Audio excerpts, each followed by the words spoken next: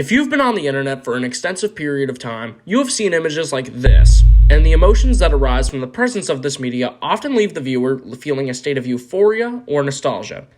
This visual style is reminiscent yet also like nothing we've covered before. In this video essay, we will cover the visual qualities, origins, and cultural impact of the beloved Dreamcore.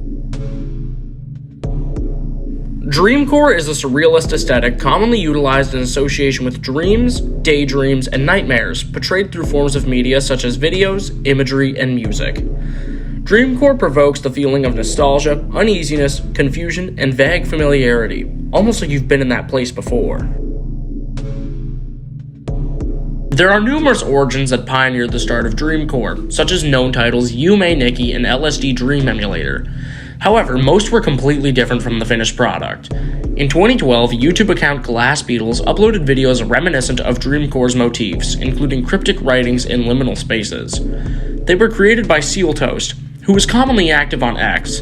This was the first ever piece of Dreamcore in the format of video. Dreamcore's direct inspiration is unknown, but it is speculated that it comes from Tumblr user Jame in 2018. But this form of media would begin gaining popularity 2 years later in 2020 with a massive surge of videos, containing the original stereotypical euphoric dreamlike visuals, which included OC's original characters, with their parts drawn or stitched together with different images. Dreamcore is commonly portrayed through images and videos alike, which use different base images such as liminal spaces, unrealistic terrain, and land similar to a fantasy world, which gives the piece its dreamlike characteristics. Dreamcore usually pops out with its bright and vivid tone with elements over a base image. Dreamcore takes on the goal of giving the viewer a sense of vague familiarity, like having a dream from memories. It can also evoke an inner sense of comfort for some people, while for others unease, making you feel disoriented while in this unfamiliar environment. The aesthetic is said to be a middle ground between weirdcore and traumacore, which you can see in some of the images, having cryptic texts reminding the viewer of a past experience. This aesthetic evokes a surreal mix of feelings with the usage of clouds, bright terrain, optical illusions, and that consistent feeling of deja vu, being somewhere that triggers a memory that you just can't put your finger on. After years of Dreamcore, I think it's safe to say that this aesthetic has left behind a very noticeable legacy on social media and YouTube through the variety of ways to show it off. Dreamcore has gradually seeped into numerous pieces of media such as the internet series Kane Pixel's Backrooms, the indie horror game Amanda the Adventurer, and in pieces of music like the works of Jack Stauber. This man even makes some unsettling visuals that really catch the psychedelic vibe of Dreamcore.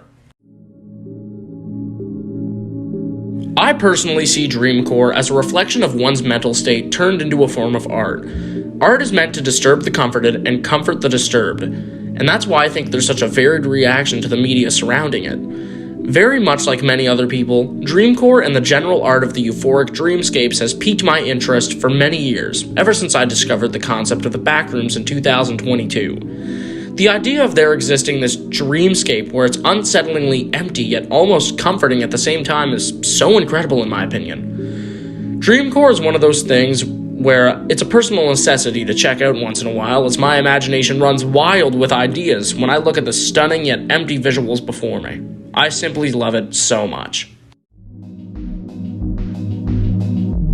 The aesthetic of Dreamcore is one that will likely be etched into the internet for years on end, and I don't see it being lost to time soon, as long as there are communities still dedicated to it. Since I've given enough of my personal thoughts, I invite you, the viewer, to state your own personal interpretations on what Dreamcore means to you.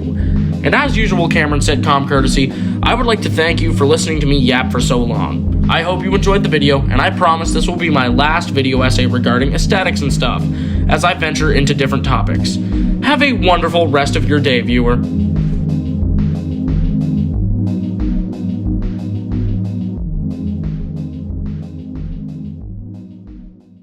Alright, so me and this guy, Tingle Wigglebottom, we both planned on making a Dreamcore essay at the same time, but we didn't know what channel to make it on because we were going to do it together and, we couldn't compromise. So we just decided, why not we just both make our own solo projects and upload them on our own channels. So, after you're done watching this, if you're still interested and want more in-depth videos about Dreamcore, I would suggest watching Tingle Wigglebottom's video, as his explores a lot more about the Dreamcore aesthetic. Alright, bye guys!